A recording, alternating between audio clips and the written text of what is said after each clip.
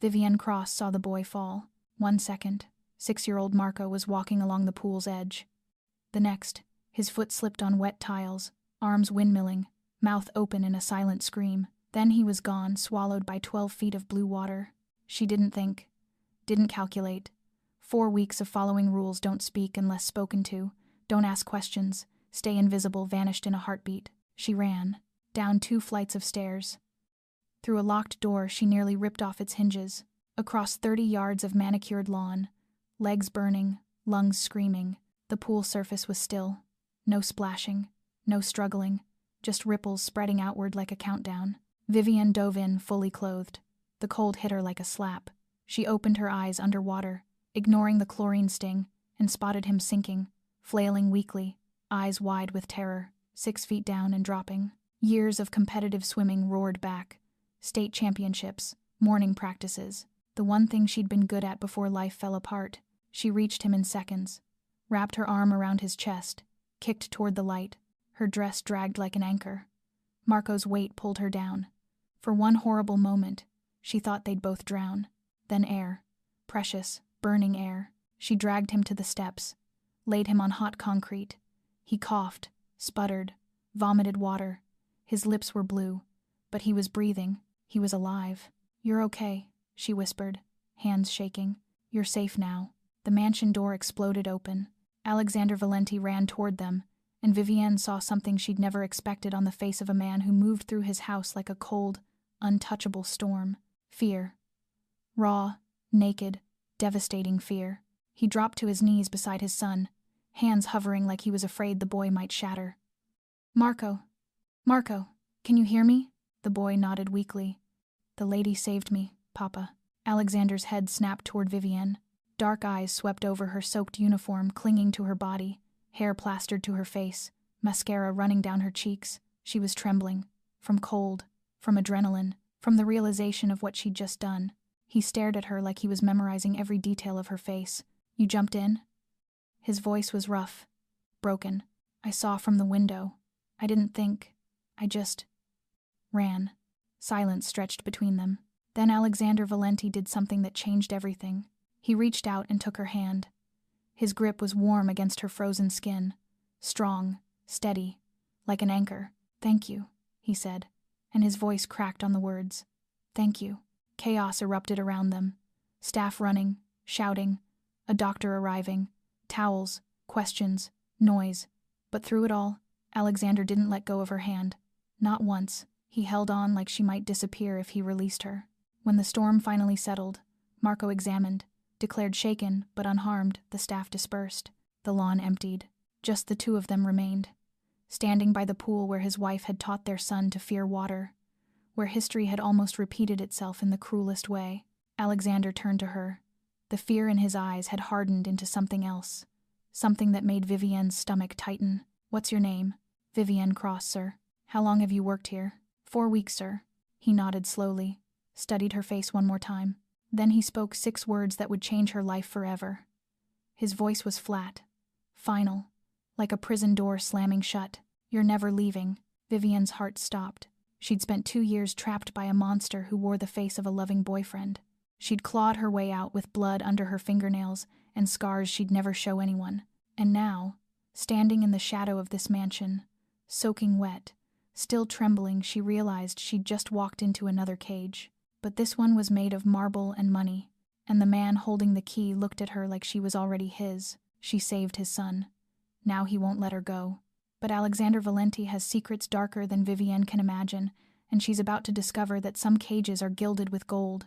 Like if you want more. Share if you're hooked.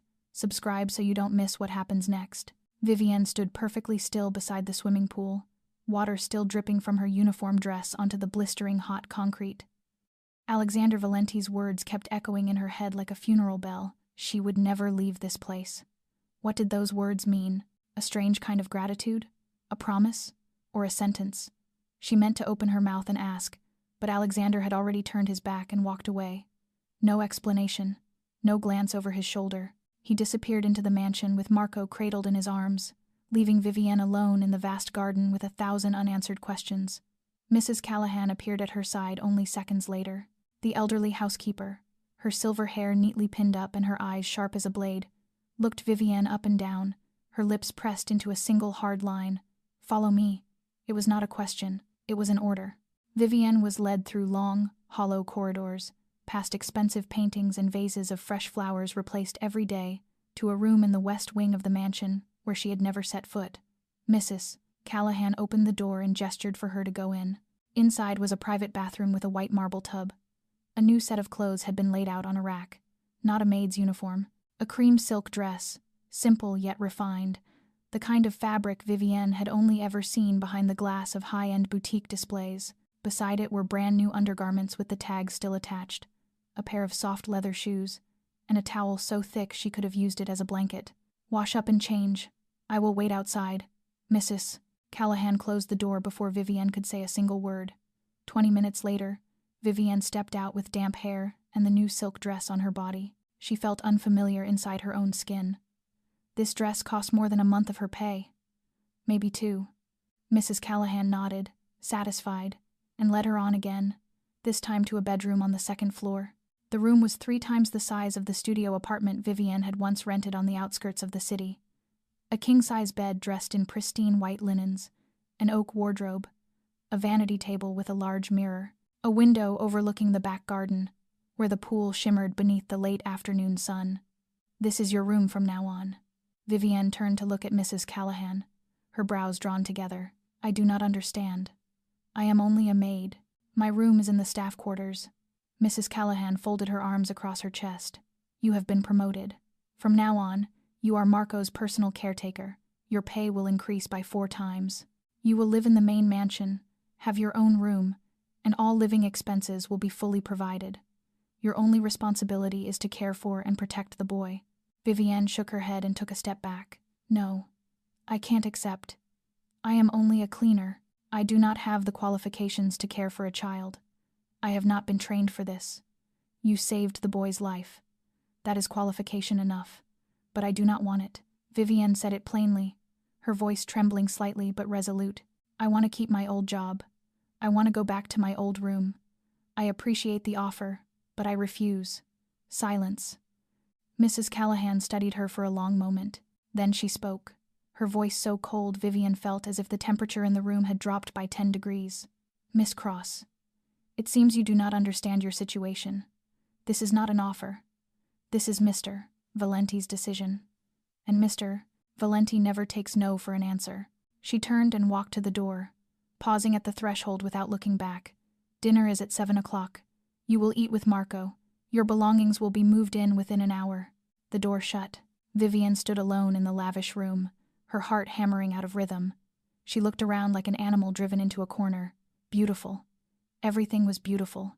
The bed looked impossibly soft. The curtains were velvet. The carpet was so thick her feet sank into it when she walked. Beautiful as a cage. She went to the window and placed her hands on the wooden frame. Tried to push it up. It would not budge. She tried again. Both hands this time, bracing herself and straining with all her strength. The window was locked. From the outside, Vivienne let go, stepped back, and stared at the clear pane of glass. Outside was a sky so blue it hurt, a garden lush with green, and the pool glittering like a jewel. Freedom was only a sheet of glass away, but she could not touch it. She thought of the cramped apartment where Cole had once kept her trapped. She remembered locked doors, sealed windows, every exit blocked. It had taken her 2 years to crawl out of that hell, with broken ribs and a scar across her wrist. And now she was standing in another cage. Only this time, the bars were plated in gold, and the jailer had eyes as black as night, watching her as if she already belonged to him. A week passed, and Vivienne discovered she could not hate Marco no matter how hard she tried. The 6-year-old boy with tousled black hair and eyes that always carried the faintest shadow of sorrow clung to her like a second skin. He followed her from one room to the next, sat beside her when she read, held her hand when they walked in the garden, and refused to take a nap unless she sat by the bed and sang him to sleep. The boy was like a small shadow, quiet and patient, always there whenever she turned her head. In the first days, Vivienne felt smothered. She was not used to being needed like that, not used to someone looking at her with absolute trust, as if she were the center of the entire universe. But little by little, Marco's presence became something she began to anticipate. His soft giggle when she made a silly face, the the way he tilted his head when he was thinking, the way his fingers tightened around hers every time they walked past the pool, as if he feared she would vanish the moment he let go. That afternoon, they sat in the eastern flower garden of the mansion. Marco was scribbling on a sketch pad, while Vivienne sat beside him reading a book she had taken from the mansion's library. The late afternoon light slipped gently through the leaves, casting dancing patches of brightness across the ground. "Vivienne," Marco spoke suddenly, his eyes still fixed on the half-finished drawing. "Do you like white roses?" Vivienne looked up from the page. White roses. She thought for a moment. She liked roses. "Why do you ask?" "Because my mother liked white roses." Marco set his pencil down and looked toward the rose beds at the far end of the garden. "Every week someone brings white roses and puts them in my mother's room. Papa says so. Even though she is not there anymore." Vivienne felt her heart tighten. She did not know what to say, so she stayed quiet and waited. "My mother used to sing me to sleep," Marco went on, his voice growing smaller, as if he were speaking more to himself than to her, a song about the stars. "I do not remember all the words, but I remember her voice. Her voice was very warm." The boy turned to look at Vivienne, his wide eyes shimmering with something she could not read. "Do you know, my mother was a very good swimmer. Papa says she swam like a fish. She was going to teach me to swim, but then she went away." Vivienne placed her hand on his shoulder, feeling the small bone beneath her palm tremble. "You miss your mother very much, do you not?" Marco nodded. Then he said something that made Vivienne go still. "My mother was a very good swimmer, but she still died." His voice did not shake. He did not cry. It was only a simple statement, as if he were talking about the weather. But that calmness was exactly what made Vivienne feel as though someone had just squeezed the life out of her heart. 6 years old. He was only 6 years old, and he already understood that sometimes being good at something could not save anyone. That death did not care how well you swam, or how much you loved someone. A soft sound came from the doorway. Vivienne lifted her head and saw Alexander standing there. He wore a black suit, a leather briefcase in his hand, clearly just returned home, but he did not move. He did not step inside. He only stood there like a statue, his eyes on his son with an expression Vivienne had never seen on that cold face before. Pain, guilt, and something that looked like breaking. His gaze met hers for an instant. Only a second. But in that second, Vivienne saw everything. This man was not cold. He was bleeding. On the inside. Every day. Alexander turned and walked away without a word. The sound of his footsteps echoed down the corridor, each step like a sigh swallowed back. Vivienne watched his shadow disappear around the corner, then looked down at Marco. The boy had gone back to drawing as if nothing had happened.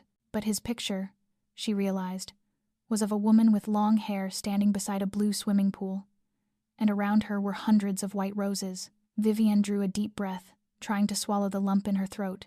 This house was beautiful like a dream, but beneath the gleaming marble and the expensive paintings, it was full of wounds that had never healed, and she, somehow, had become part of that pain.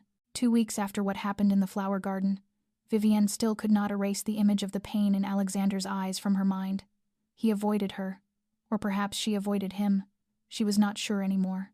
The only thing she knew was that whenever they accidentally crossed paths in the hallway, the air seemed to thicken, and both of them quickly looked away. That night, Vivienne woke at 2 o'clock in the morning with her throat parched. She lay still for a moment, staring up at the intricately decorated ceiling, trying to fall back asleep.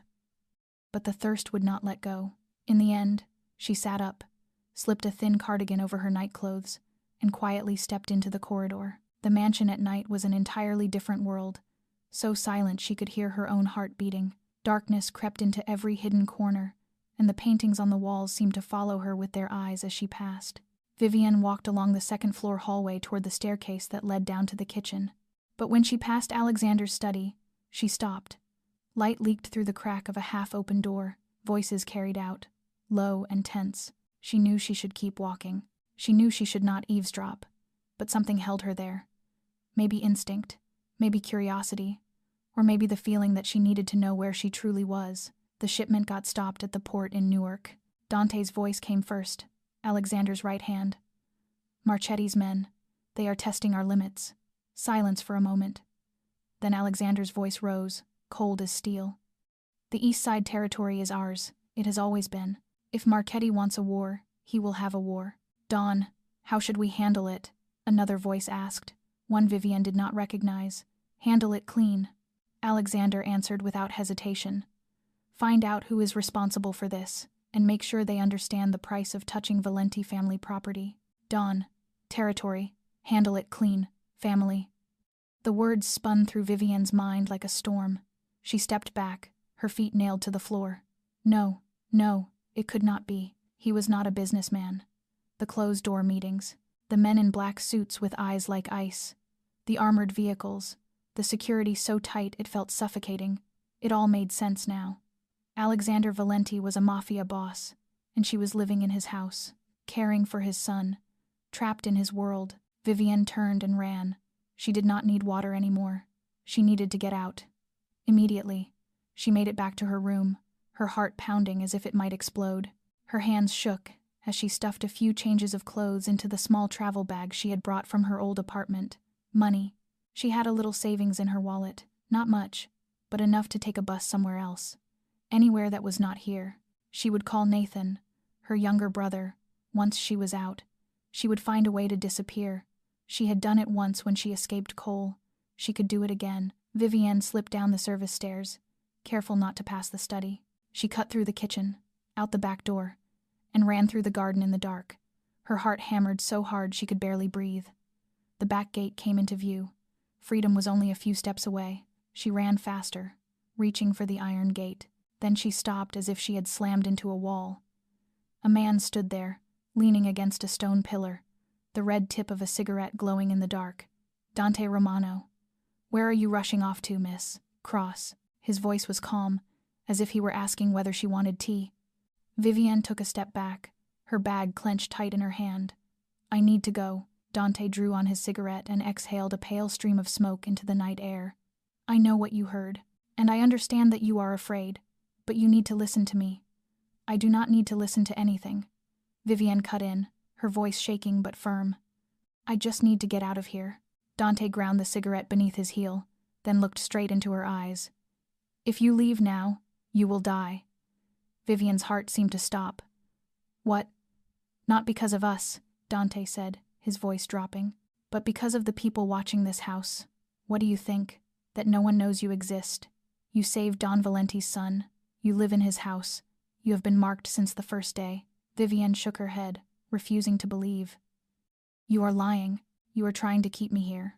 Dante sighed and pulled his phone from his jacket pocket. He opened a photograph and held it out for her to see. This is a picture of you at the pool, right after you saved Marco. It was sent to one of our enemies 3 days later. We intercepted the courier, but who knows how many copies are circulating out there.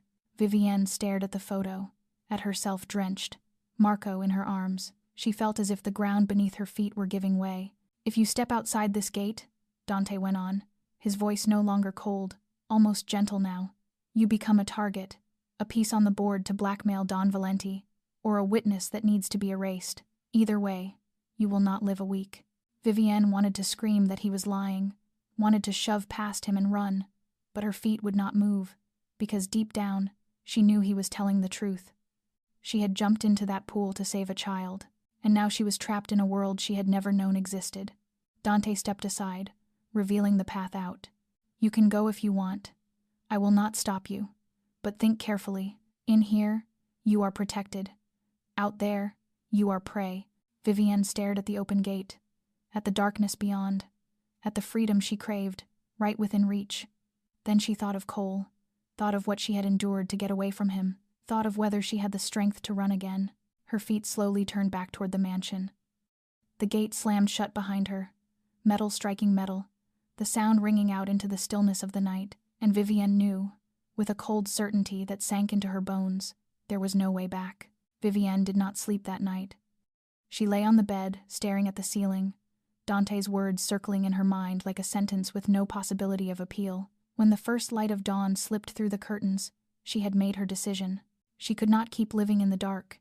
She needed answers, and she would take them from the mouth of the very man who had dragged her into this chaos. She changed quickly, not bothering to brush her hair or put on makeup. Her footsteps rang against the marble floor as she cut through the corridor toward Alexander's study. 2 bodyguards stood watch outside the door, their faces wary. But before they could open their mouths to stop her, Vivienne shoved the heavy oak door and stepped inside. Alexander sat behind the massive desk, reading a file. He looked up when she appeared, dark eyes narrowing for a brief flicker of surprise. Then he gave a slight nod to the 2 guards who were about to rush in, signaling them to close the door and leave the 2 of them alone. Miss Cross. His voice was calm, as if her storming into his office at 6 o'clock in the morning were perfectly normal. Is there something wrong? Who are you? Vivienne asked bluntly, her voice trembling slightly, but not from fear, from anger. Who are you, really? And what did you pull me into? Alexander set the file down on the desk and slowly leaned back in his chair.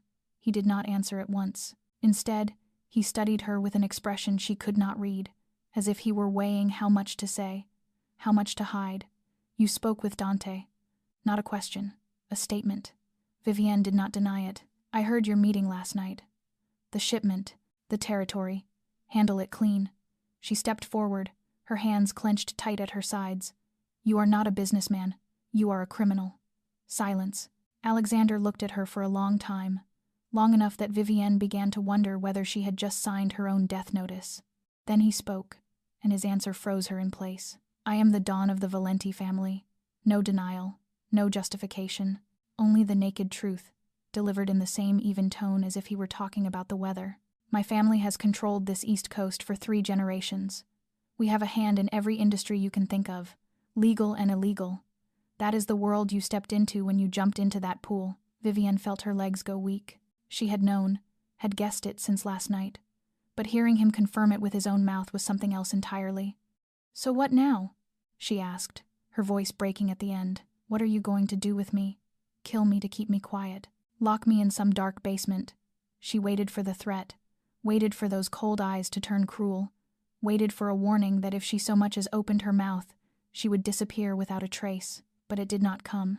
Instead, Alexander stood and walked around the desk. He stopped a few steps away from her, close enough for her to see the shadow of exhaustion beneath his eyes, close enough for her to catch the faint scent of black coffee and sandalwood clinging to him. You saved my son. His voice dropped, and for the first time, Vivienne heard something other than coldness in it. By the laws of my world, that is the most sacred debt.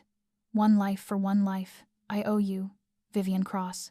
She blinked, not expecting him to say her name. Not Miss Cross, Vivienne.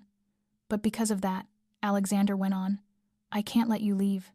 He returned to the desk, opened a drawer, and took out a thick envelope. He handed it to her. Open it. Vivienne took the envelope with shaking hands. Inside were photographs, pictures of her, at the pool on the day she saved Marco, in the flower garden with Marco, walking in the mansion courtyard. There was even one of her standing by the window in her own room. Every photograph had been taken from a distance, through a telephoto lens, from angles she had never known existed. These photos were found on the phone of a man we caught last week, Alexander said, his voice turning darker. He was one of Victor Marchetti's men, the greatest enemy of my family. They have marked you. Marked, Vivienne echoed, her voice reduced to a whisper. You have become a piece on their board. Alexander stepped closer, close enough that she had to lift her chin to look at him. A way to put pressure on me. If you leave here, you will become a target. Not possibly.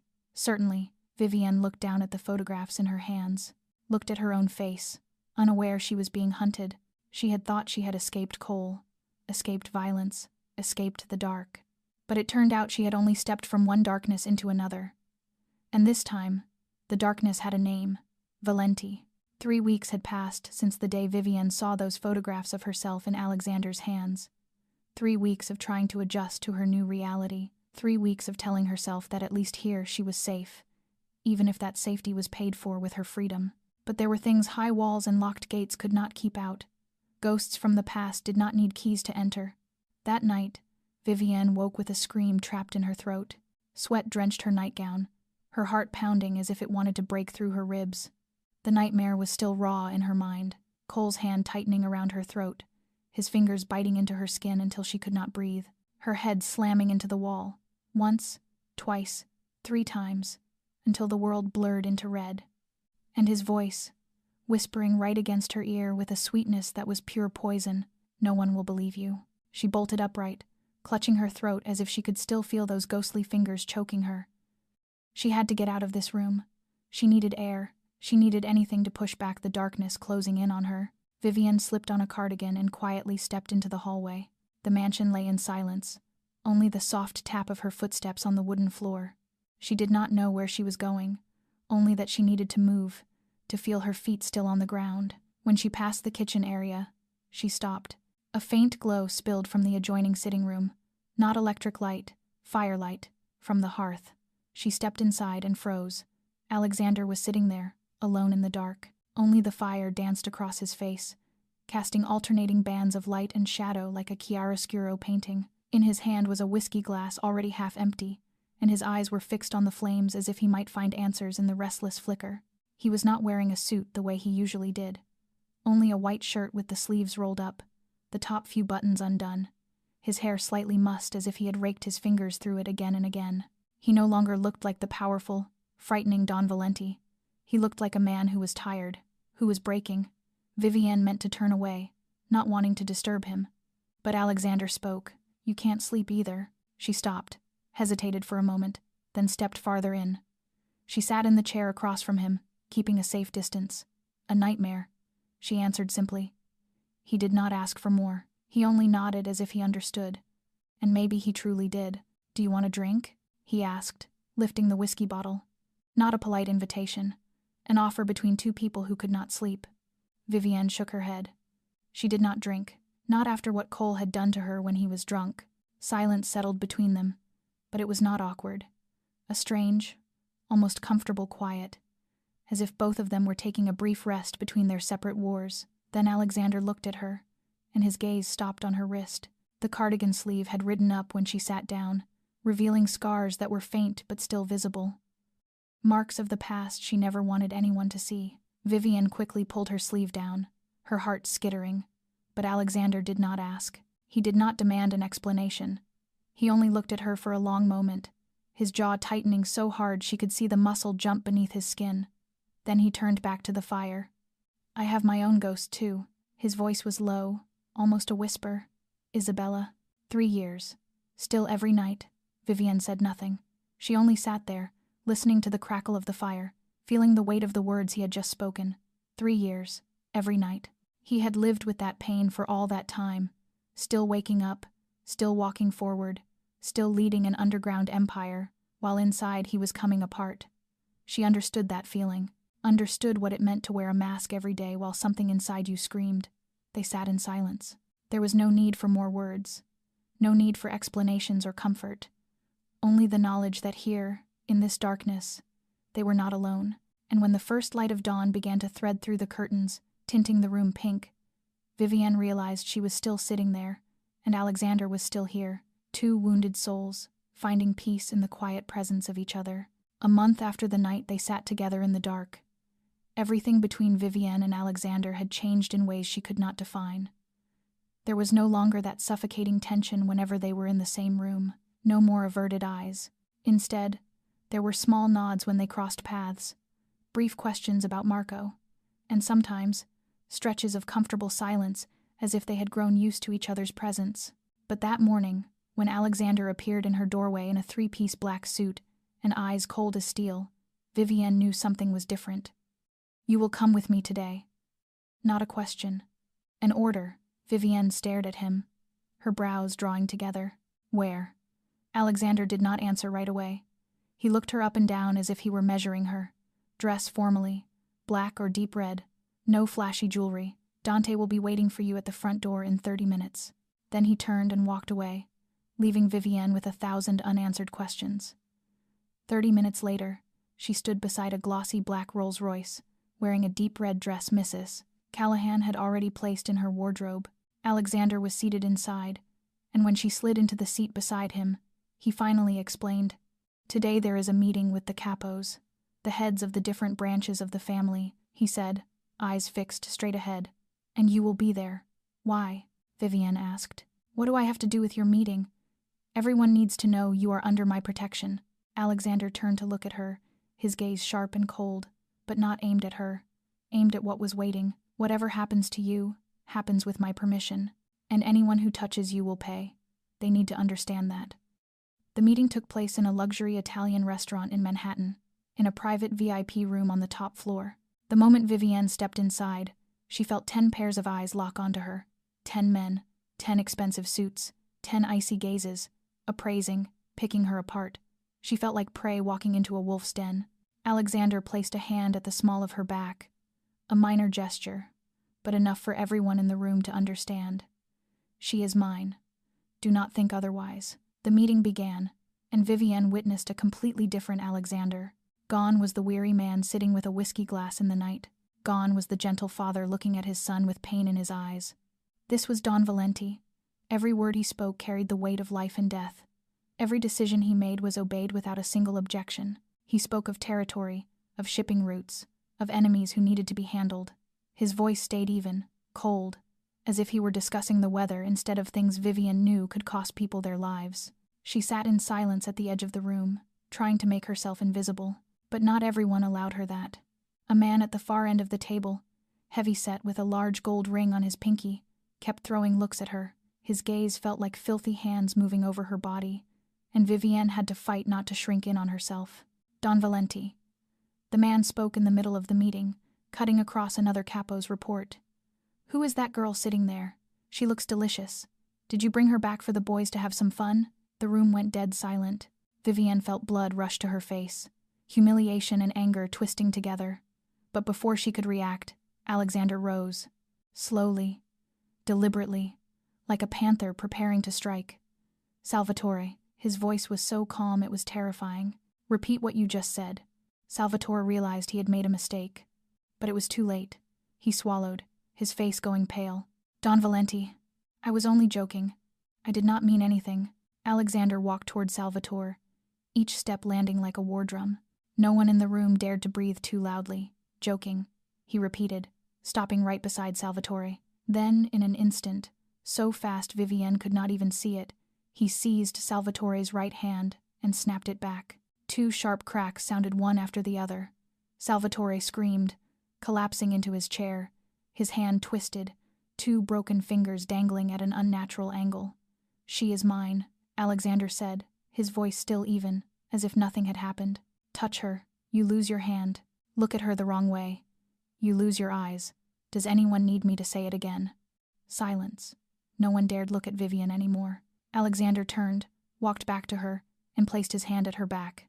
We are leaving. They left the restaurant in silence. Into the car. The car rolled toward the mansion.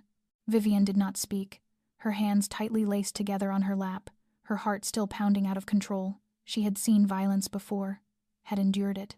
But what she had just witnessed was different. Not rage out of control, but cold, calculated violence, carried out without a blink. Are you afraid of me? Alexander asked suddenly, breaking the silence. Vivienne turned to him. In the darkness of the cabin, she could not read the expression on his face, but she heard something in his voice, a real question, not a test. She thought about what she had just seen, thought about the cruelty, thought about the sound of bone breaking, but she also thought about the nights he sat alone in the dark, missing his wife, thought about the way he looked at his son with a love so deep it hurt, thought about the way he had protected her, even though she was only a maid with no value in his world. I am afraid of what you can do, she answered, her voice calm enough to surprise her. But I am not afraid of you. Silence. Then Alexander did something Vivienne had never seen. He smiled, not a cold smile, not a mocking one, a real smile that softened the hard angles of his face and lit something in those dark eyes that were usually shadowed. You are the first person to say that, he said, his voice low and warmer than usual. Even Isabella. Vivienne did not know how to respond. She only knew that in that moment, looking at the rare smile of the most dangerous man she had ever met, something had shifted between them, something she could not name, something she did not know whether she should fear or welcome. But whatever it was, she knew one thing for certain: they could never go back to the way things were before. 6 weeks after the meeting with the capos, Vivienne had gradually grown used to the rhythm of life inside the Valenti estate. She was used to the silent looks she exchanged with Alexander whenever they crossed paths, used to the way he would sometimes pause in Marco's doorway to watch her read to his son, used to the strange feeling that she was slowly becoming part of this family, even though she did not know what that truly meant. But that night, everything shattered. Vivienne woke to the sound of crying, not the ordinary crying of a child, but a frantic, panicked wail laced with choking sobs. She sprang up like a coil, ran down the hallway to Marco's room, The boy lay on the bed, his body jerking, sweat soaking his pajamas. His eyes squeezed shut, but his mouth would not stop calling out, "Mama! Mama, do not go! Mama!" Vivienne rushed to the bedside, pressed her hand to Marco's forehead and snatched it back as if burned. Hot. The boy's fever was so high she could feel heat radiating from his small skin. She did not have time to think. Instinct took over. She ran to the bathroom, turned on cold water, soaked a cloth, and came back to lay it across his forehead. She called Mrs. Callahan, told her to summon the doctor immediately. Then she climbed onto the bed, gathered Marco into her arms, trying to keep him steady as the convulsions slowly eased. The family's private doctor arrived within 20 minutes, gave a fever-reducing injection, and examined him carefully. "It is only a viral fever," he said. "The boy will be fine, but he needs to be watched through the night." When the doctor left, Vivienne did not leave Marco's bed. She sat there with her back against the headboard, the boy tucked into the circle of her arms, his head resting against her chest. He was still feverish, still half lost in delirium, and every so often he whispered for his mother. And Vivienne did the only thing she knew might help. She sang, a lullaby her grandmother had once sung to her when she was little, before her parents died, before life became an endless chain of tragedies. Her voice was soft, trembling at first, but little by little Marco calmed. He stopped calling for his mother. His breathing grew more even, and at last he slipped into a peaceful sleep, his small fingers clutching the hem of her shirt. At 3 a.m, the bedroom door opened. Vivienne lifted her head and saw Alexander standing there, still in a black suit, clearly just returned home. He stood motionless at the threshold, taking in the scene. His son in her arms, peaceful, safe, and Alexander's face, for the first time Vivienne had ever seen, broke apart. The coldness was gone. The mask of power was gone. There was only a father in pain, a father in fear, a father looking at something he thought he had lost forever. He came to the bedside, dropped to his knees beside Marco, his hand trembling as he touched his son's forehead. The boy slept on. Alexander closed his eyes, drew a deep breath, as if trying to hold something inside himself back. When everything had settled and Marco had fallen into a deeper sleep, Alexander motioned for Vivienne to follow him into the hallway. They stood side by side in the dark, moonlight slipping through the window and laying itself across the weary faces of both of them. "Thank you," he said, his voice rough. "There is no need to thank me," Vivienne replied. "It is what I should do." Silence. Then Alexander leaned back against the wall, his eyes fixed on something far away. "He was calling Isabella," he said. "Not a question, a statement. Every time he has a fever, he calls for her." Vivienne did not know what to say, so she stayed quiet and waited. And Alexander, perhaps too exhausted to keep the mask in place, perhaps because night makes honesty easier, began to speak.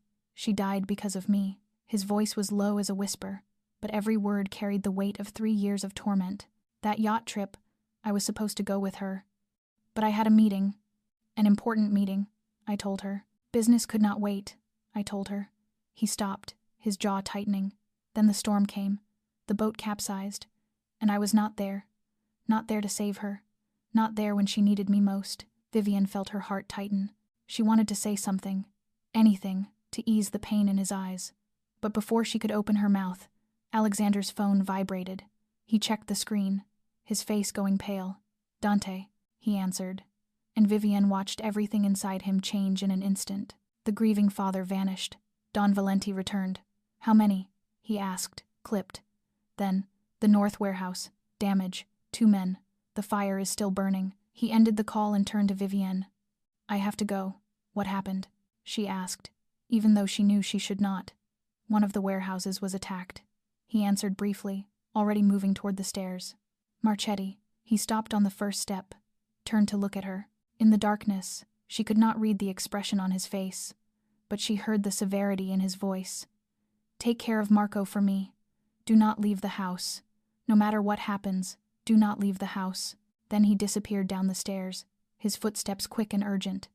Minutes later, Vivienne heard an engine roar, tires grinding over gravel, and then everything fell back into silence. She stood by Marco's window, staring out into the darkness. The black convoy had surged through the gates, tail lights burning red before vanishing into the night. She was about to turn back to Marco's bed when a light flashed in the corner of the garden. Only for an instant, a burst of flash, like someone had just taken a picture. Vivienne went rigid, eyes locked on the darkness where the light had appeared. Nothing else moved, only trees and night. Maybe she imagined it, maybe it was only a reflection from somewhere. But deep inside, she knew she had not imagined it. Someone was out there, someone watching. She backed away from the window, her heart racing. She should tell someone. She should call Dante. She should do something. But she did nothing. She only stood there in the dark, wrapping her arms around herself, feeling the cold of fear spread slowly from her spine.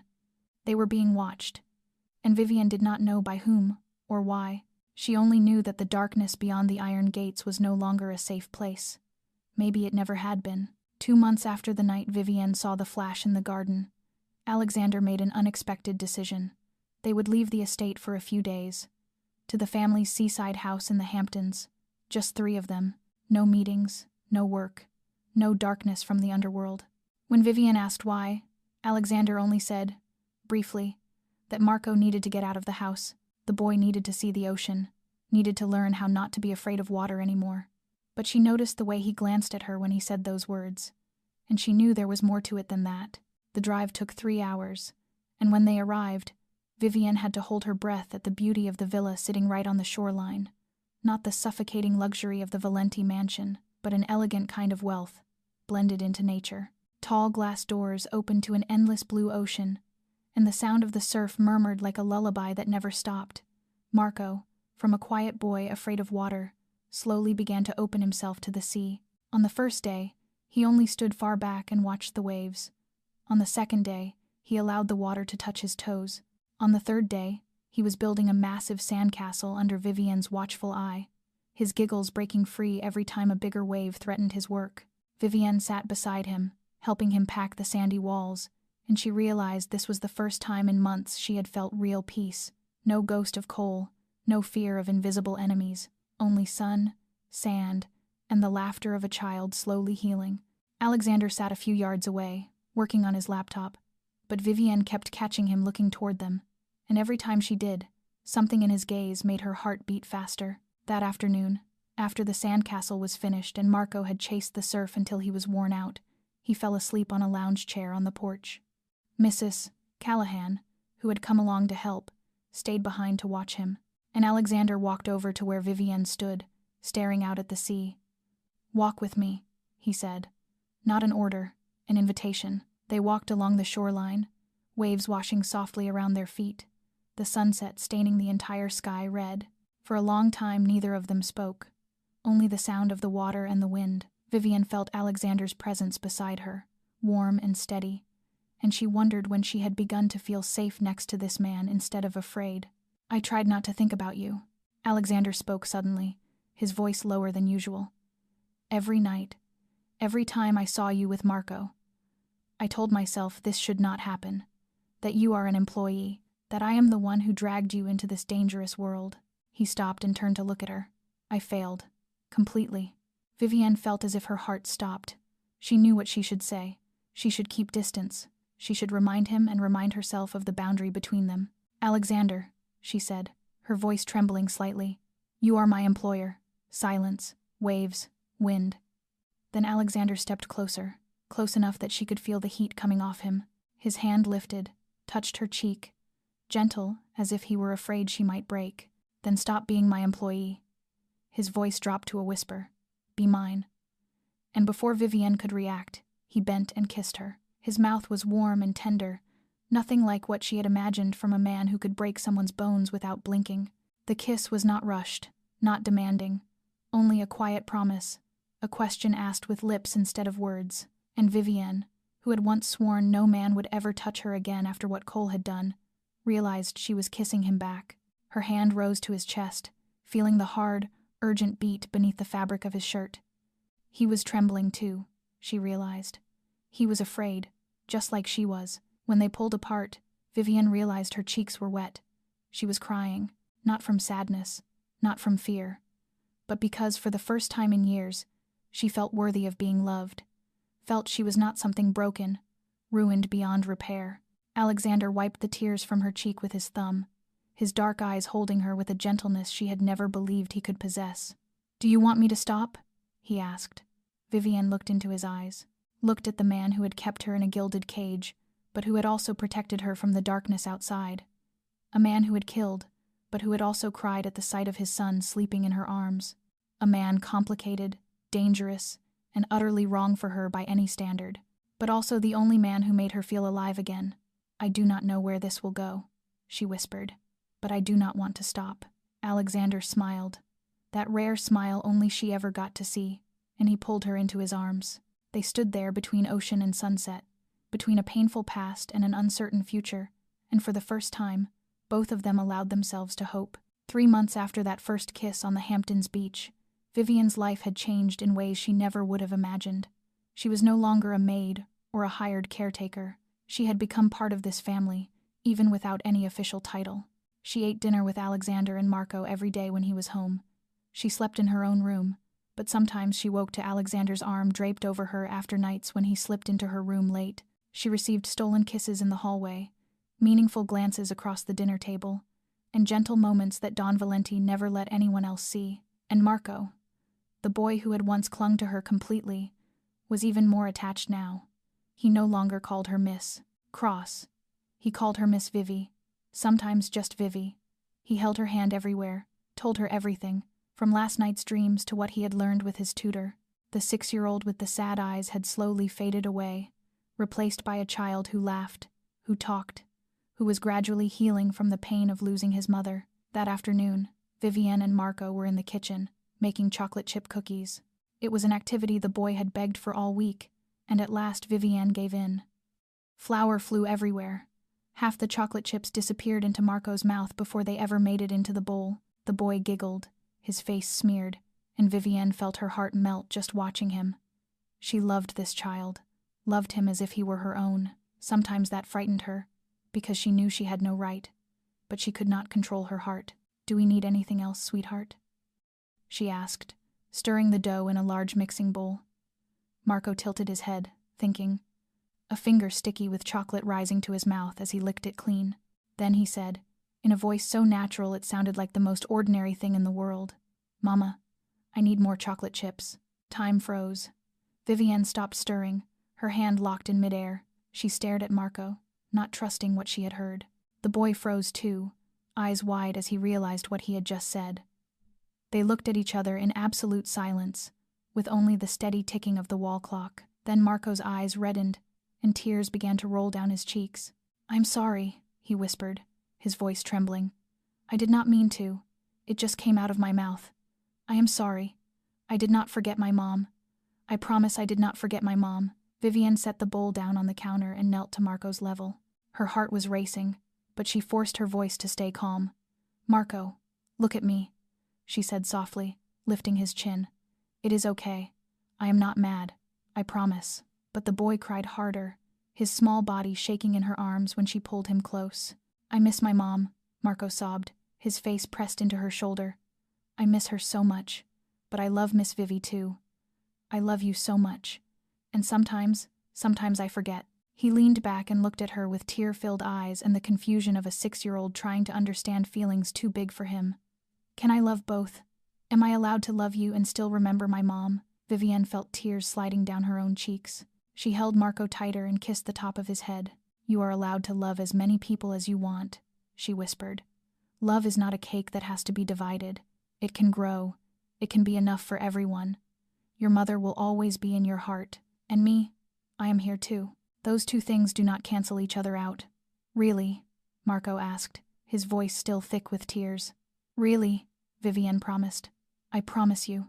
A soft sound came from the kitchen doorway. Vivienne lifted her head and saw Alexander standing there. She did not know how long he had been there. She did not know how much he had heard. But she saw his face, and she understood. Don Valenti, the man who could break an enemy's bones without blinking, the man who ruled an underworld empire with an iron fist, stood in the kitchen doorway with tears running down his cheeks. For the first time since Isabella died, he stepped forward, knelt beside them, and wrapped both of them in his arms. His arm went around Vivienne and Marco, pulling them close as if he feared they would vanish if he let go. "Thank you," he whispered into Vivienne's ear, his voice breaking. "Thank you for bringing light back into this house, back into our lives." Vivienne did not speak. She only rested her head against his shoulder, one arm around Marco, one hand on Alexander's back, and they stayed that way for a long time. 3 people in a kitchen messy with flour and chocolate, 3 wounded souls slowly finding healing in one another. That night, after Marco had fallen into a deep sleep, Alexander took Vivienne to his private penthouse in Manhattan. The penthouse looked out over the entire city, glittering with lights, a world far removed from the strict Valenti estate. And there, beneath the night glow of New York and the wind's soft whisper, they were truly together for the first time.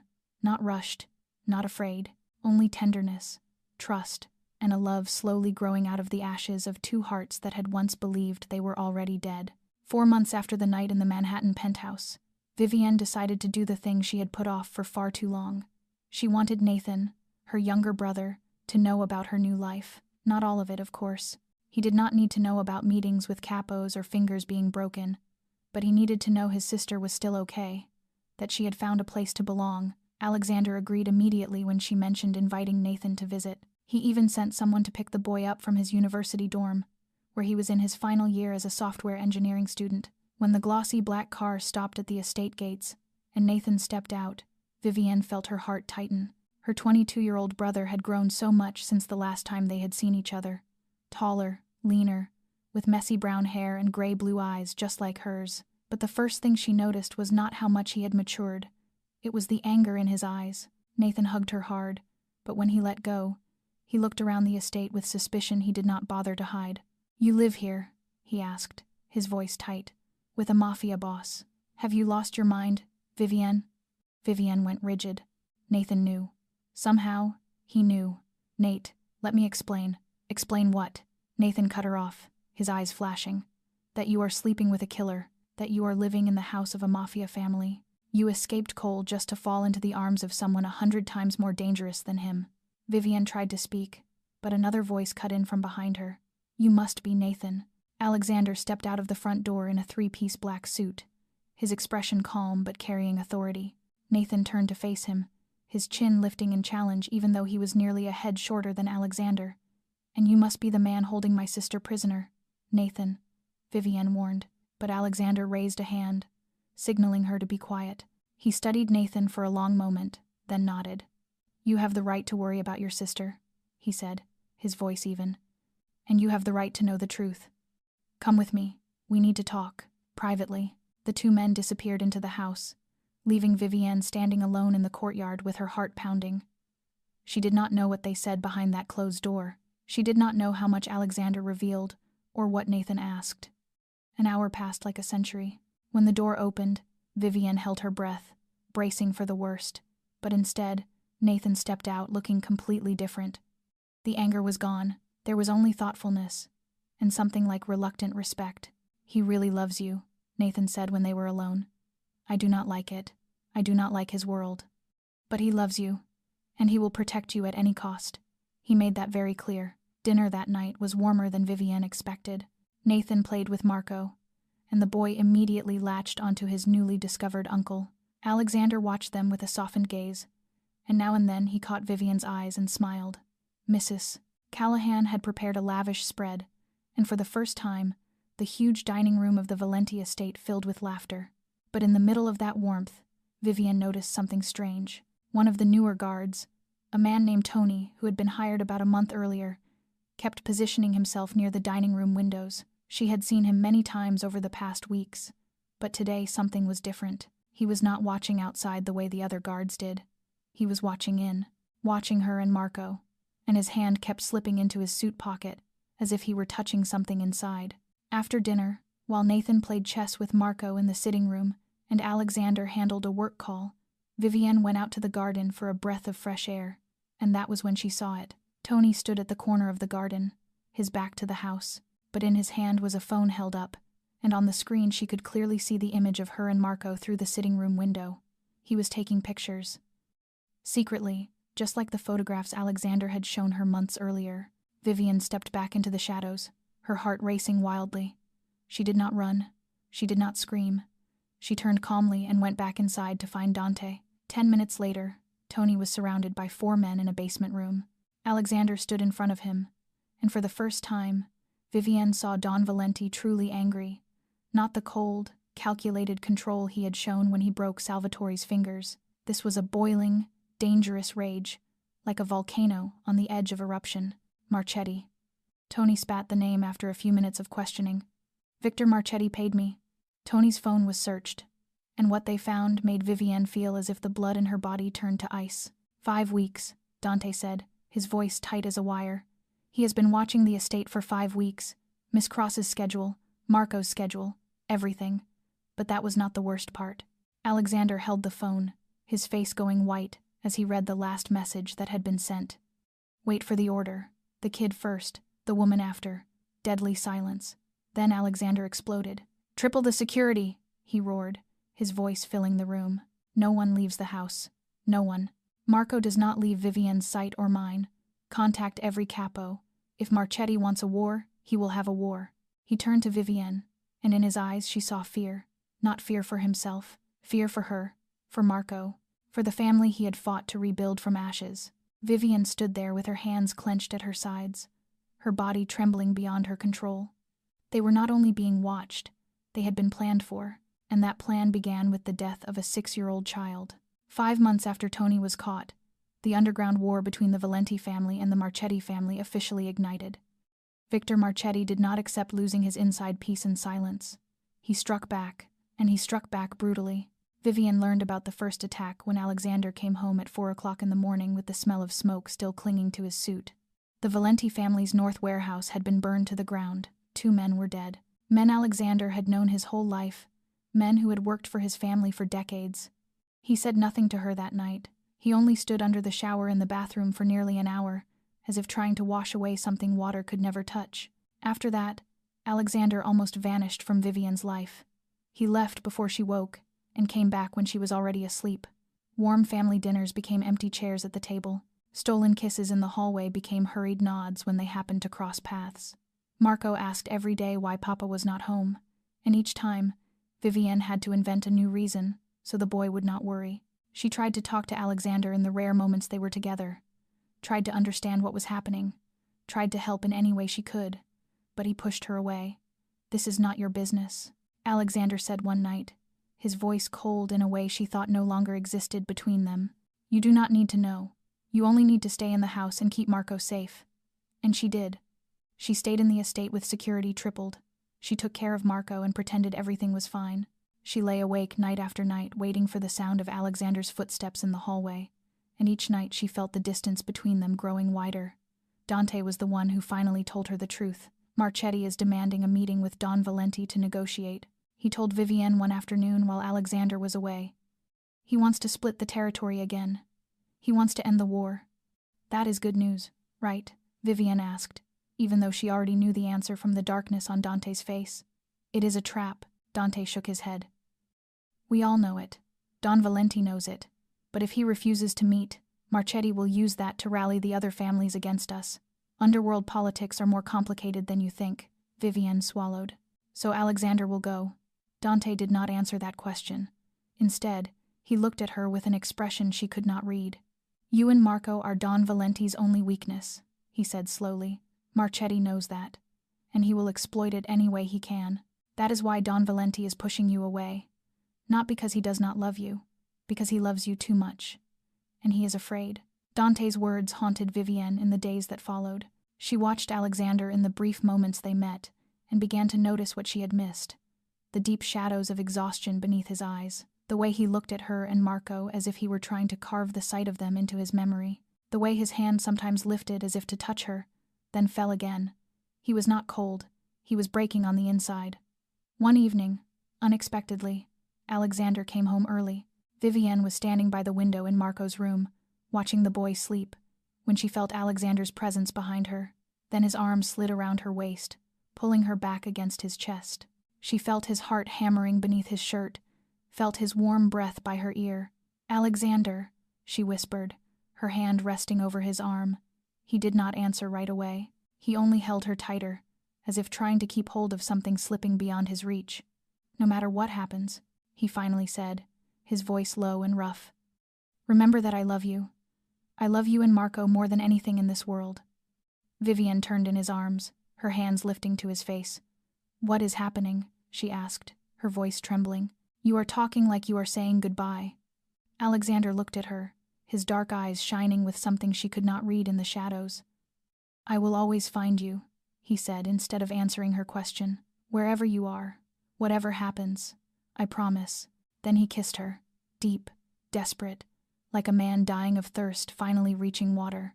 When he left that night, Vivienne stood at the window and watched the black car disappear into the darkness. She did not know it would be the last time she saw him, before the storm truly hit. 3 days after the night Alexander held her by the window in Marco's room, Vivienne decided to take the boy outside. He had been shut inside the estate for too long, and she could see the restless ache in his small eyes every time he looked out a window. A trip to the bookstore, she thought. Only an hour. 3 bodyguards would go with them. Everything would be fine. Dante did not agree at first, but in the end he gave in when Vivienne promised they would only go to the bookstore and come straight back. The 3 guards chosen were the best, and they would not take their eyes off her and Marco for even a second. That morning began normally. Marco was so excited he bounced on his toes when she told him they were going to buy new books. He held Vivienne's hand the whole way, talking without stopping about the dinosaur books he wanted to find. Vivienne listened, smiling, and tried not to think about the unease gnawing at her insides. They were in the bookstore for about 45 minutes. Marco picked out 3 books and a small toy dinosaur he insisted on buying. When they stepped out of the shop, the sky was still blue, the sunlight still warm, and there was no sign that hell was waiting.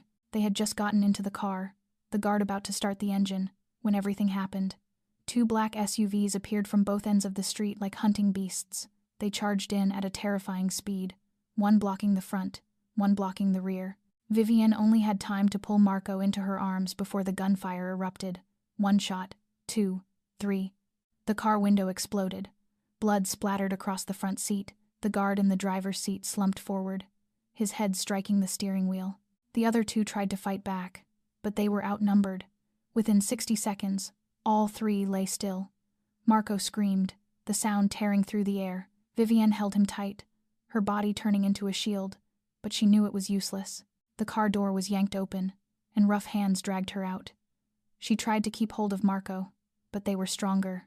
They ripped the boy from her arms, and Marco, sobbing, calling her name, hit her like knives. Mama, Mama. Vivienne clawed, kicked, did everything she could. But a blow to her head sent the world tilting. She fell onto the street, the metallic taste of blood in her mouth, and the last thing she saw before she was dragged away was Marco's tear-soaked face reaching for her. When Vivienne came to, she was lying on a cold concrete floor. The smell of damp and motor oil filled her nose. Dim light seeped through gaps in a rusted corrugated roof. An abandoned warehouse, she did not know where. Marco. The thought cut through the pain in her head. Where was Marco? She tried to sit up, and as her eyes adjusted to the dark, she saw him. Marco sat curled in the corner, arms wrapped around his knees, his whole body trembling. When he saw she was awake, he lunged toward her like a bullet, crashed into her arms, and sobbed. Mama, he hiccuped, his face pressed into her chest. I am scared. I am so scared. Vivienne held him tight, kissed the top of his head, trying to hold back her own terror. It is okay, sweetheart, she whispered, even though she knew it was a lie. Papa will come. Papa will find us. The sound of an iron door opening cut her off, and a man stepped inside. He looked about 50, gray-haired, his face narrow, his eyes cold as a snake's. He wore an expensive black suit, but there was blood on his cuff he did not bother to hide. Behind him were 6 armed men, all of them looking at Vivienne and Marco like prey. Victor Marchetti. She did not need anyone to introduce him. She had seen his photo in the files Alexander left on his desk. She had heard his name in her own nightmares. Hello, Miss Cross, Marchetti said, his voice frighteningly gentle. Or should I call you the future Mrs. Valenti? He gave a thin, mocking laugh. Either way, we are going to have a very interesting trip together. What do you want? Vivienne asked, forcing her voice to stay steady even though her hands were shaking. Marchetti did not answer. Instead, he pulled out his phone and dialed. He put it on speaker, and the ring echoed in the warehouse silence. 1 ring, 2, then Alexander's voice. Marchetti, just 1 word. But inside it was all the hatred, all the fury, all the fear Vivienne knew Alexander was feeling. Valenti, Marchetti replied, his tone cheerfully sick. I have something that belongs to you. He walked to Marco, and before Vivienne could react, he seized the boy by the shoulder and squeezed hard. Marco screamed, the sound of pain ricocheting off the warehouse walls. "Papa!" Marco cried, his voice breaking. "Papa, save me!" Silence on the other end. Then Alexander spoke, and Vivienne had never heard him like this. Not cold, not angry, but something born of hell. From the deepest darkness a man could reach. "Listen to me, Marchetti," Alexander said, each word like a bullet sliding into a chamber. "If a single hair on their heads is harmed, one hair, I will peel your skin off while you are still alive. I will burn everything you have ever touched. I will wipe your bloodline off the face of this earth, and death will be the thing you beg for." Marchetti did not flinch. He only smiled, a blade of a smile. $50 million, he said. "And all of the Southern Territory. You have 48 hours. If not, I will send you pieces of them."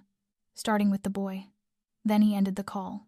Marchetti turned to Vivienne, snake eyes sliding over her with a kind of diseased amusement. "He really loves you," he said, as if commenting on the weather. I can hear it in his voice. The great Don Valenti, the man who never shows emotion, trembling over a maid and a boy. He crouched to Vivienne's eye level, and she had to gather every shred of will not to shrink back. That is going to make this so much more interesting. 48 hours. That was the time Marchetti gave Alexander to meet his demands. 48 hours, Vivienne had to keep Marco alive, in body and in spirit. 48 hours in hell. After Marchetti left, Vivienne pulled Marco into the farthest corner of the warehouse, where at least they could press their backs to the wall and not be attacked from behind.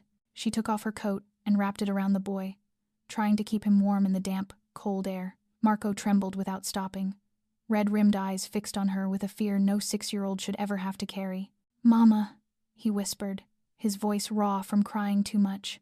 "What will that bad man do to us?" Vivienne held him tighter and kissed the top of his head. "It is going to be okay, sweetheart," she said, her voice steadier than she felt. "Papa will come. Do you remember what Papa promised? Papa said he would always find us. Papa always keeps his promises." Marco nodded weakly, his small fingers clutching the hem of her shirt. The hours that followed crawled by like torture. With no windows, Vivienne did not know whether it was day or night. Every so often, a guard tossed in a bottle of water and a few chunks of hard, stale bread. Vivienne made Marco eat first, even though he had no appetite at all. She needed him to keep his strength. She needed him ready to run when a chance came. To keep Marco calm, Vivienne told stories. She talked about the dinosaur books he loved, about their trip to the sea in the Hamptons, about the huge sandcastle they had built together. She sang lullabies her grandmother used to sing, her voice small in the dark, and little by little Marco began to settle.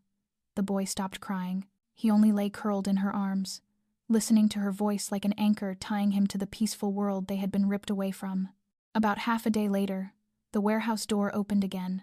Marchetti walked in, this time with only 2 guards behind him. He looked at Vivienne with a measuring gaze, like a buyer inspecting goods. "Miss Cross," he said, his tone gentle in a way that made her skin crawl.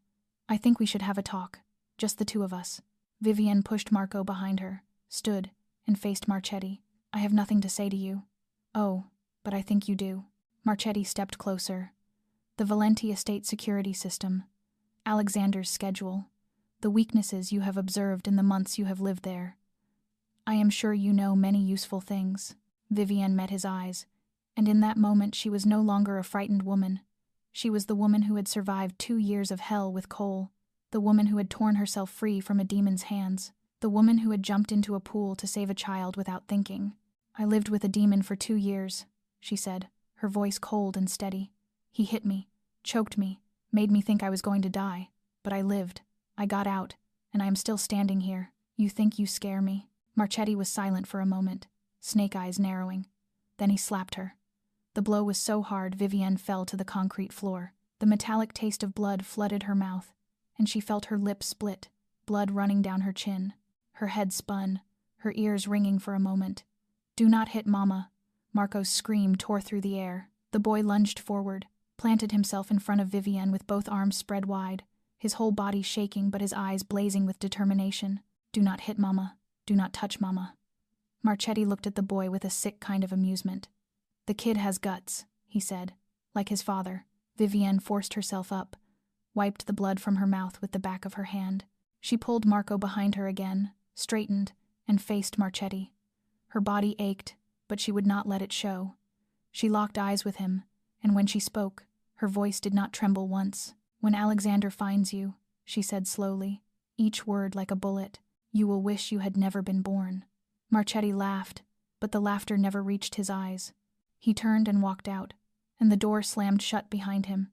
The hours that followed passed in silence. Vivian held Marco, trying to sleep but unable to. Every small sound made her flinch. Every shadow made her hold her breath. She did not know if Alexander would reach them in time. She did not know whether he was searching for them or had already fallen into Marchetti's trap. But she had to believe. Had to believe in his promise.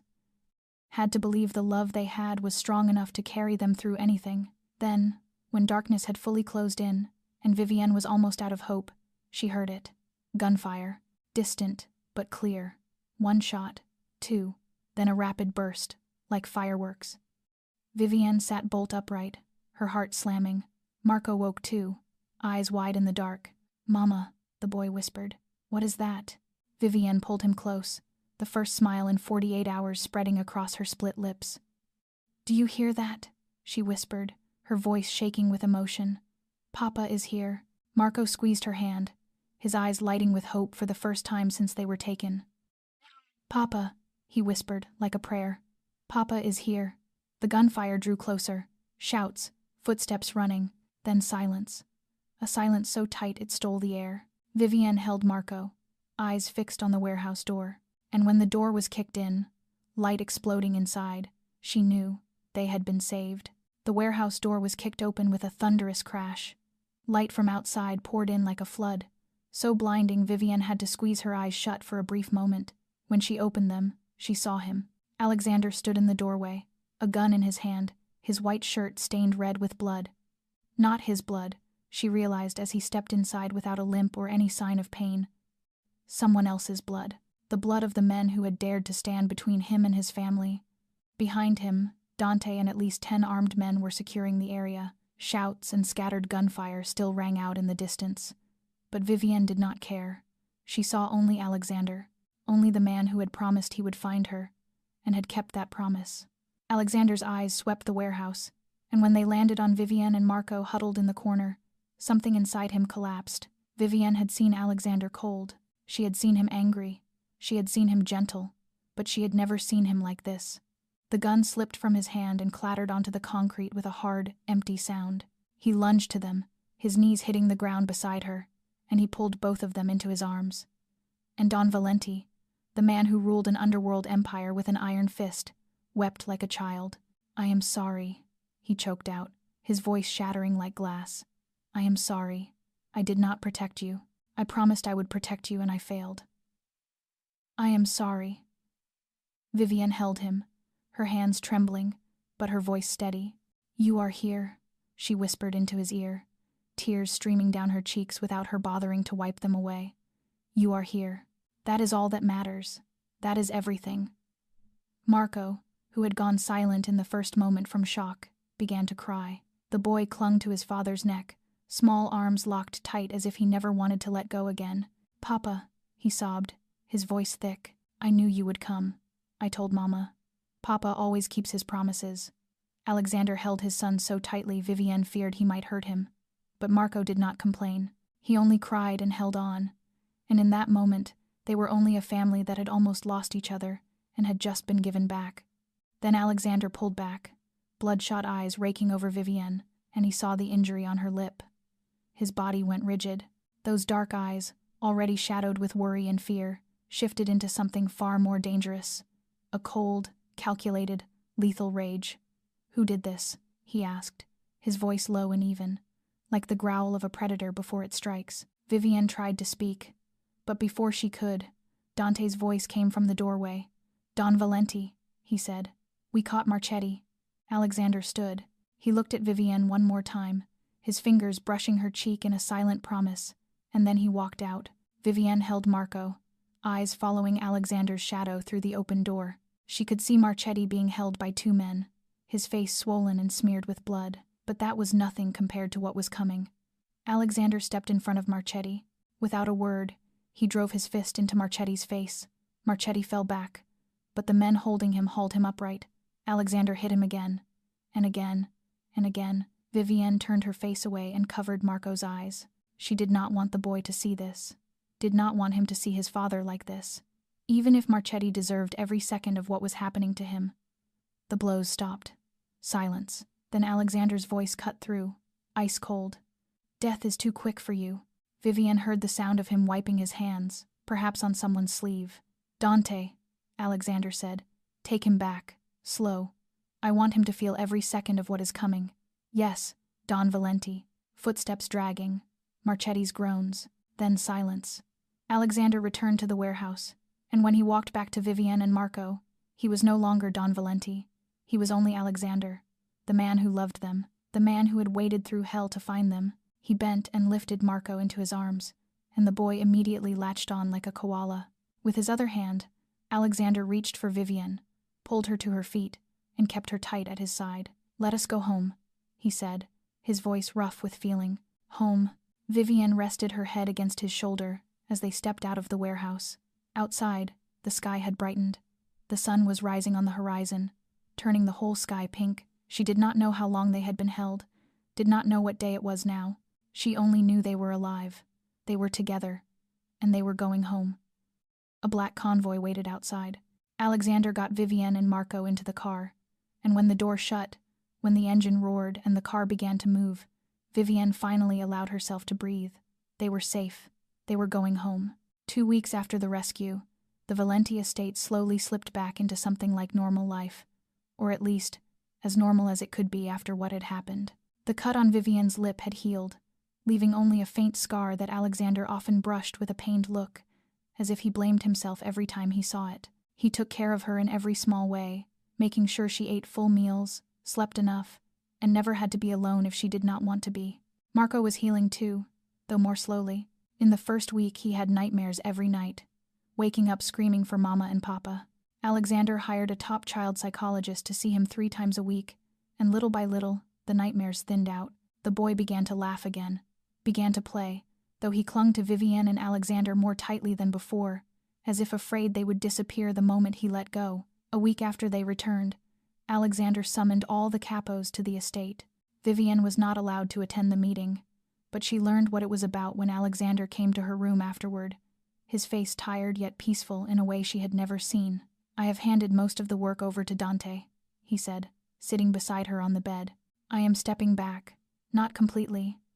I am still the Don, and I still have the final word on the big decisions. But the day-to-day work, the meetings, the travel, Dante will handle it. Vivienne stared at him, not trusting her own ears. Why? Alexander took her hand, his fingers threading through hers. Because nothing matters more than the 2 of you, he said, his voice steady as steel. I almost lost both of you, almost lost everything that matters to me. I will not let that happen again. Work can be given to someone else, but you and Marco, no one can replace. Vivienne said nothing. She only leaned into his shoulder and cried. Not from sadness. From relief, from gratitude, from love. The days that followed passed in peace. Vivienne began to think that maybe, at last, they could begin a new life. No more darkness, no more danger, only them and the future ahead. But fate had other plans. That afternoon, Vivienne was reading to Marco in the sitting room when Mrs. Callahan appeared in the doorway, her face tight in a way that was unusual even for her. Miss Cross, she said, there is a man at the gate. He says he is an old acquaintance of yours. He demands to see you. Vivienne frowned. An old acquaintance. She did not have many, and no one she knew should have known she was here. What is his name? Mrs. Callahan glanced at Marco, then lowered her voice. Cole. The blood in Vivienne's body turned to ice. No, it could not be. He could not have found her. He could not be here. But her feet carried her to the main gate anyway, and when she looked through the security camera feed, her heart seemed to stop. Cole stood there, the same as always, filthy brown hair, narrow greedy eyes, that poisonous smile she had seen in every nightmare. He was older, heavier, but still him, still the demon who had stolen 2 years of her life. She stepped outside to face him through the iron gate. 2 guards stood beside her, hands resting on their holsters. Vivienne. Cole grinned, and the sight of it made her sick. You look great. Living in a castle suits you. His gaze flicked to the mansion behind her. I saw the news about the kidnapping. Recognized you right away. Who would have guessed you would end up the lover of a mafia boss? What do you want? Vivienne asked, her voice cold as ice. Cole tilted his head, greed lighting in his eyes. I remember that last night, he said, voice dropping. The night you almost killed me. He lifted his shirt, revealing a long scar across his abdomen. You stabbed me and ran. I almost died. You know, that is attempted murder. $50,000, or I tell the police everything. And I tell your man too. Once, those threats would have made Vivienne shrink, would have made her tremble, terrified, desperate to run. But now, standing here after everything she had survived, she felt only one thing: anger. She stepped closer, right up to the bars of the gate. I am not that girl anymore, she said, her voice clear and ringing. The girl you beat, the girl you choked, the girl you locked away, she is gone, and the woman standing in front of you now will never let you touch her again. Cole snorted. Oh yeah, and what are you going to do? Call the cops, or call your man. Tell them what, exactly? A voice cut in from behind Vivienne, and she saw Cole's face drain of color. Alexander stepped out of the shadows, and he was no longer the gentle man Vivienne knew. He was Don Valenti, cold, lethal, his eyes fixed on Cole the way you look at an insect you plan to crush under your heel. He came to Vivienne's side, his hand resting lightly at her back, but his gaze never left Cole. I knew about you from the first week she came here, Alexander said, his voice so calm it was frightening. 2 years of abuse, broken ribs, concussions, nights when you choked her until she passed out. I have hospital records, photos, everything. Cole stumbled back a step, his face turning white. She is not the one who almost committed murder, Alexander continued, his voice dropping into a growl. She is a survivor. And you are a predator who chose the wrong prey. He lifted a hand, and 2 guards moved in, opened the gate, and grabbed Cole. Hey, wait, Cole shouted, struggling. You can't do this. I will call the police. Alexander smiled, but the smile never reached his eyes. Go ahead. Then he turned to Dante, who had appeared without a sound. Escort him out, Alexander said. Make sure he understands he is never to show up anywhere near Miss Cross or anyone in this family again, ever. Cole was dragged away, his shouting fading until it disappeared. Vivienne stood there shaking, but not from fear, from relief, from release, because at last, the final ghost of her past had been faced and beaten. Alexander turned to her, lifted her chin, and looked straight into her eyes. I chose you, he said, his voice gentle the way it had been the first time he kissed her on that beach. All of you, even the darkness, even the past, even the scars you hide. I choose all of it, Vivienne cried. And this time, when Alexander held her, she knew she was finally free. No more Cole, no more fear, no more ghosts, only the future, and the man who would walk with her into it. 7 months after the day Vivienne jumped into the pool to save Marco, spring had arrived. The trees in the Valenti estate garden were budding with new growth. White roses were beginning to bloom, and the air was thick with the sweet scent of new life. Alexander told Vivienne they would go to the Hamptons that weekend. Just the 2 of them. Marco would stay home with Mrs. Callahan. Vivienne did not ask why. She only nodded and smiled, even though somewhere inside she knew something special was waiting. They reached the beach at sunset, the same beach where they had kissed for the first time. The sky burned red like open flame.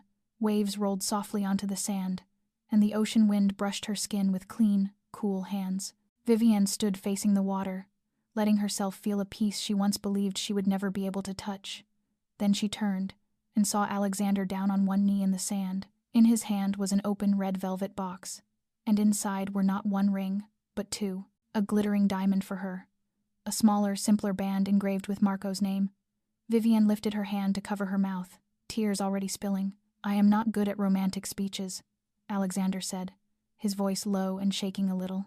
I had all these beautiful words ready, but standing here looking at you, I forgot them. He drew a deep breath. I only know that I want you. I want you forever. I want you to become Marco's mother.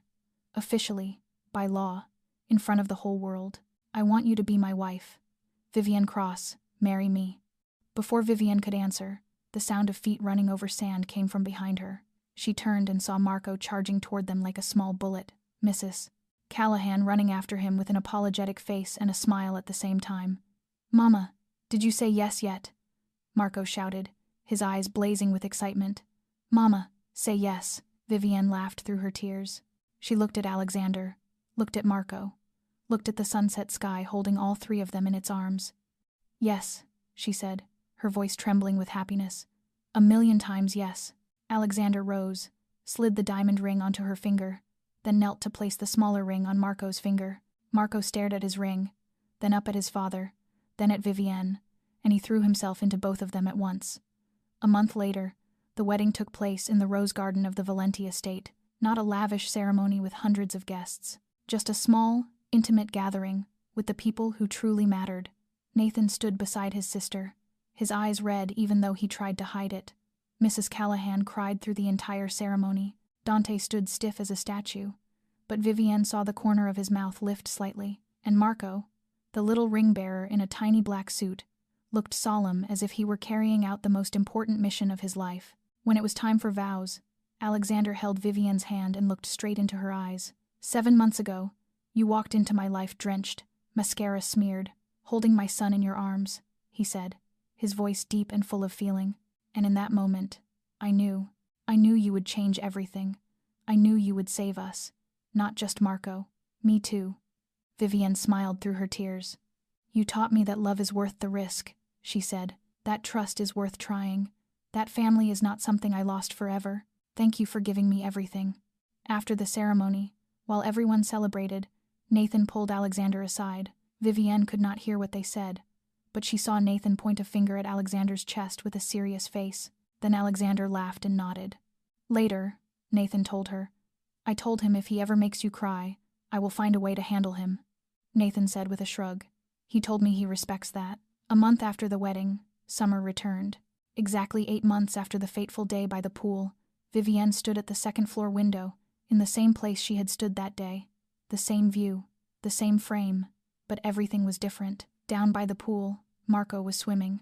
Not afraid, not hesitant, but truly swimming, laughing, splashing water everywhere. He had overcome his fear. He had learned to love the water instead of fearing it. Alexander stood in the pool, clapping and cheering every time Marco completed a lap. Vivienne walked down the stairs, out into the garden, to the edge of the pool. Alexander saw her and smiled, one wet arm reaching out to pull her closer. She laughed in protest when her clothes got wet, but she did not step back. Marco swam over to them, his eyes bright. "Papa told me," the boy said, his voice bursting with excitement. "Mama jumped in to save me without even taking her clothes off. Your shoes and your dress got all wet." Vivienne laughed. That was the dumbest moment of Mama's life. Alexander pulled her closer, his mouth brushing her temple. "That was the best moment of my life." They stood there for a while, the three of them in the pool, late afternoon sun turning the water to gold. Then Alexander spoke, his voice gentle. "Marco told me yesterday," he said. "He said he is happy he fell into the pool, because if he had not fallen, there would not be you." Vivienne watched the boy swimming circles around them like a little fish, and she felt tears on her cheeks even as she smiled. "Papa, Mama, take a picture," Marco called out. Mrs. Callahan appeared at the pool's edge as if she had been waiting for this moment, a camera in her hands. The three of them posed by the pool where it all began, smiles bright on their faces. After the shutter clicked, Vivienne leaned into Alexander's shoulder and looked out at the blue water. "You will never leave." He had said those words 7 months earlier, and he had been right. Not because she could not leave, because she did not want to. This was her home, this was her family, this was her forever. 7 months ago, she jumped into a pool to save a child. She did not know that act would change her whole life. Did not know she would find love, family, and redemption in the arms of a man she had once feared. The truth was, that day, she did not only save Marco, she saved herself. Vivienne and Alexander's story is a journey from darkness to light, from pain to healing, from loneliness to belonging. It reminds us that sometimes the most unexpected moments can change an entire life. That love can find us in the places we least expect. That family is not only the people who share our blood, but the people who choose to stand beside us through every storm. And most of all, it reminds us that no matter how painful the past has been, the future can still be bright if we dare to open our hearts, dare to trust, and dare to love again. Dear friends, thank you for following the story all the way to the end. If you feel this story touched your heart, please tap the like button and share it with the people you love. Do not forget to subscribe to our channel and turn on notifications so you do not miss our daily emotional stories. We would truly love to hear your thoughts. What do you think about Vivienne and Alexander's journey? Have you ever had an unexpected moment that changed your life? Share your story in the comments below. We read every comment, and we treasure every sharing from the bottom of your hearts. We wish everyone watching this video good health, a life filled with joy, and days overflowing with peace and happiness. Goodbye, and we will see you again in the next video.